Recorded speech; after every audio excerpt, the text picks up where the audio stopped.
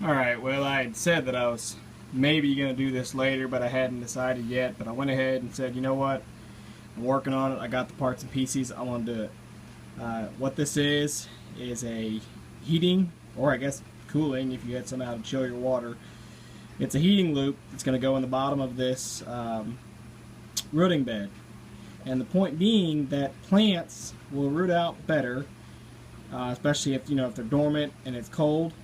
They'll root out better in a warmer soil. I mean, that's what makes plants sprout. That's what makes plants grow in the spring. Is warm soil, not necessarily warm air. So what this will do is I'm going to actually tee this off of the flow system for my aquaculture with tilapia. The water runs about 80 degrees, 79 to 80 degrees. And I'm just going to tee this directly off of that and have it be part of the loop since I have a high pressure side. But the way it works, at least for this one, is you've just got these thin walled irrigation pipes. So they will lose heat to their surroundings.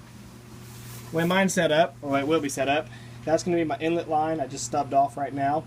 Goes in the side of the box and comes in here through the side. And let me get this uncovered so you can see. There's a T-fitting right there. Okay, so that's where that inlet comes in. It tees out and it goes to this line, and then elbows and goes to that line, and there's another elbow right here that takes it into this line. So all three of these lines are running that direction. They all tie back together at the end, and they come around the corner. Forget the light. They come around the corner into this elbow and come back this direction and run out through the end of the box here. So I'll put an elbow there, elbow here. I'll lay two lines across the floor that will then go over and tie back in. The one line will come off of the high pressure side of the aquaculture, which is that valve. I just stubbed it when I put all this together. I stubbed in that valve there as a high pressure outlet. I can also tee in on the far end of the manifold. There's a valve past that return line if I wanted to, as a cap. So gave myself some options. So I'll just put a tee above this valve with another valve on it that will tee off.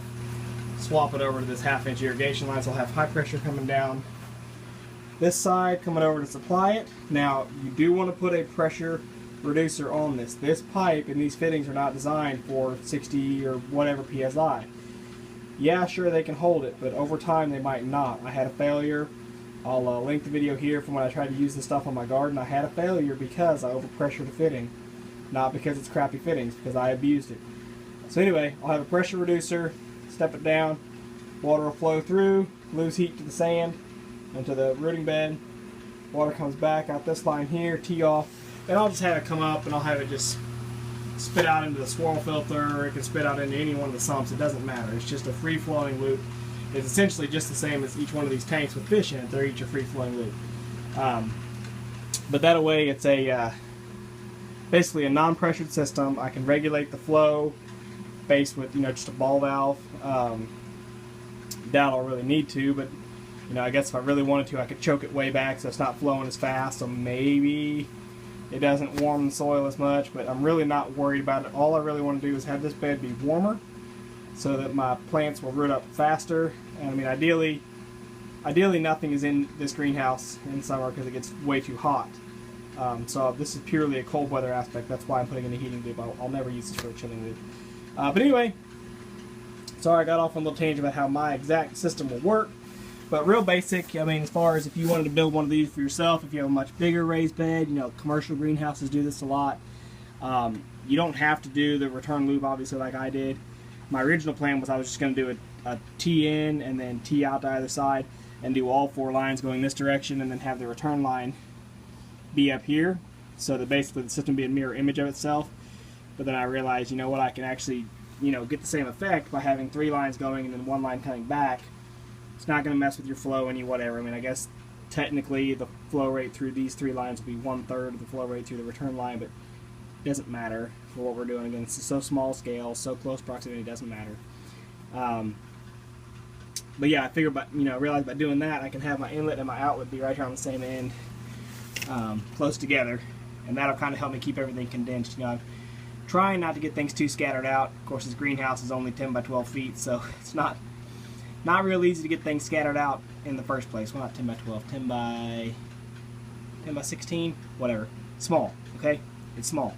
So, anyway, just want to show you guys that. Hopefully this helps somebody if you're looking for a system. Super simple. I had all these parts and pieces on hand from when I had used this irrigation pipe out around the lawn and the garden. I've since taken it out and replaced it with different setups. And I've always had this pipe just laying around for years now. I keep telling myself I want to throw it away, and I'm sure glad I did, because tonight I was able to use it. I had all the fittings on hand, so probably call it a night for tonight with this. I'm going to go ahead and bury these lines in, and then I'll make another video later on, show you the update once I get all this hooked up and actually get the system online.